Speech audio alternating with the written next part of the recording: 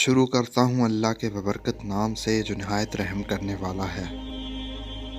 کتے کی تخلیق کیسے ہوئی؟ کتے کو نجس کیوں قرار دیا جاتا ہے؟ رسول اللہ صلی اللہ علیہ وآلہ وسلم نے گھر میں کتا رکھنے سے کیوں منع فرمایا؟ جس گھر میں کتا ہو اسے گھر میں فرشتے کیوں نہیں داخل ہوتے؟ کتے میں وہ کون سی صفت پائی جاتی ہے جس کو انسان اپنا لے تو ولی بن جائے؟ دنیا میں کتے کی کتنی نسلیں پائی جاتی ہیں اور خطرناک ترین نسل کون سی ہے؟ آج کی ویڈیو میں ہم آپ کو کتوں کے متعلق کچھ ایسے حقائق بتائیں گے جو یقیناً آپ کے لیے حیران کن ہوں گے۔ کتا نہ صرف زمانہ قدیم سے انسان کا بہترین ساتھی ہے بلکہ کتوں کا شمار دنیا میں سب سے زیادہ پالے جانے والے پالتو جانوروں میں ہوتا ہے۔ کتے کی پیدائش سے متعلق قدیمی تاریخ اور صحیفوں میں دو حکایات موجود ہیں۔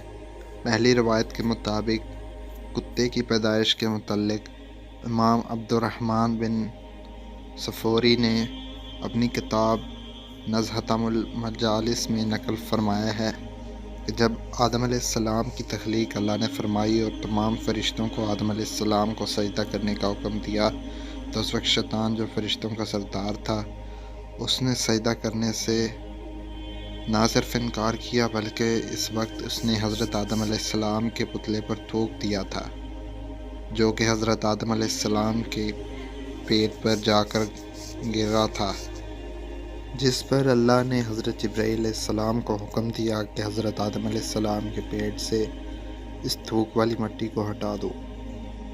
اس مٹی کے ہٹنے سے آدم علیہ السلام کے پیٹ پر ایک سوراخ بن گیا تھا جو کہ آج بھی ناف کی صورت میں ہر انسان کے پیٹ پر موجود ہے۔ اس کے بعد اس پیٹ والی مٹی سے کتے کو بنایا گیا تھا۔ یہ واقعہ امام صفوری نے بلا کسی سند کے نقل کیا ہے اور قرآن یا حدیث میں اس کا ذکر موجود نہیں، لہذا اس کو معتبر نہیں کہا جا سکتا۔ دوسری حکایت نور المبین نامی کتاب میں موجود ہے جس میں حضرت علی رضی اللہ تعالیٰ عنہ ہمارے پیارے نبی حضرت محمد صلی اللہ علیہ وآلہ وسلم سے دریافت کیا کہ کتے کو کیوں پیدا کیا گیا ہے اور انسان کو اس کو اپنے گھر میں رکھنے سے کیوں منع کیا گیا۔ اس کے جواب میں حضور صلی اللہ علیہ وآلہ وسلم نے فرمایا تھا کہ جب آدم علیہ السلام اور بی بی حوا کو اللہ نے زمین پر بھیجا تو وہ دونوں خوف سے ایک پرندے کی مانند کانپ رہے تھے۔ اس وقت شیطان دنیا کے دیگر درندوں کے پاس گیا اور ان سے کہا کہ تم آ کر ان پرندوں کی طرح معصوم اور کمزور لوگوں کو کھا لو۔ درندوں کو پکارتے ہوئے شیطان کے منہ سے کف جاری ہونے لگ گئی تھی۔ اس تھوک سے کتے کی تخلیق کیا گیا۔ یہی کتا اس کے بعد انسانوں اور درندوں کے بیچ اللہ کے حکم سے آ گئے تھے اور انہوں نے انسانوں کو بچا لیا تھا۔ بخاری شریف کی حدیث نمبر 3227، مسلم شریف، سنن ابی داؤد اور مسند احمدی سمیت دیگر احادیث کی کتب میں ام المومنین حضرت میمونہ رضی اللہ تعالیٰ عنہ سے روایت بیان کی جاتی ہے کہ ایک دفعہ حضور بیدار ہوئے تو غمگین اور پریشان تھے۔ میں نے پوچھا کہ حضور کیا بات ہے، آپ کی کیفیت بدلی ہے۔ آپ فرمانے لگے جبرائیل رات آنے کا وعدہ کیا تھا پر نہیں آئے۔ پورا دن اسی طرح گزرا، پھر آپ کو یاد آیا کہ ہمارے بچھونے کے نیچے کتے کا ایک پلہ ہے۔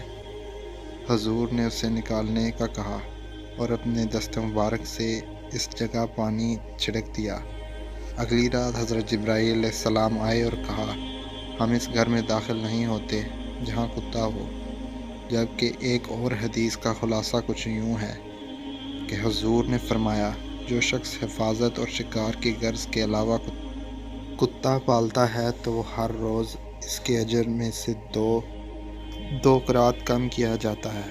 اس حدیث میں اجر گھٹ جانے کی جو بات ہے اس سے معلوم ہوتا ہے کہ بلا ضرورت کتے کو پالنا مکروہ تحریمی ہے اور مکروہ تحریمی ہونے کے وجہ سے اس گھر میں رحمت کا فرشتہ داخل نہیں ہوتا۔ کتا ایک نجس جانور ہے جو مردار کھاتا ہے۔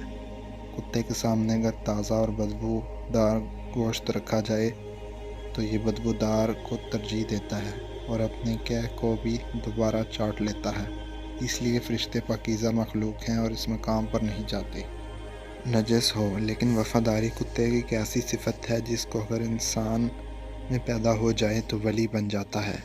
دنیا میں اس وقت کتوں کی 400 نسلیں موجود ہیں۔ امید ہے آپ کو یہ آج کی ویڈیو پسند آئی ہوگی، تو لائک اور کمنٹ کرنا نہ بھولیں۔